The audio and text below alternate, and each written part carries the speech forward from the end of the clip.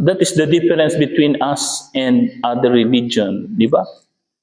Sa mga Hudyo, no, in some way parang discriminated. Mas lalo na sa mga ibang religion tulad ng Islam, no? Iba yung kanilang treatment sa mga babae. The same thing with Hindus, Buddhists, and others. No?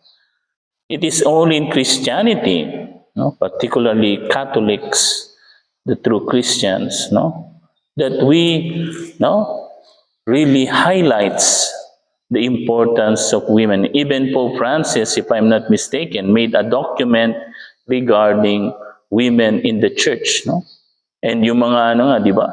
Yung mga congregation ngayon, dicastery na, no, dating congregation, now they are led by women, no?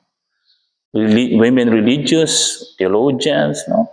So, see, brothers and sisters, we need women, especially generous and zealous women for the church, no?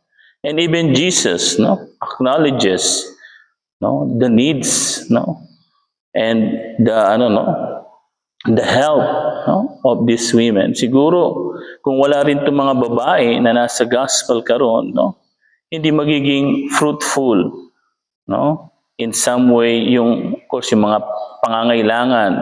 Kasi Jesus, tao din naman, kailangan nilang pagkain, matutulugan, no? And these women provided him.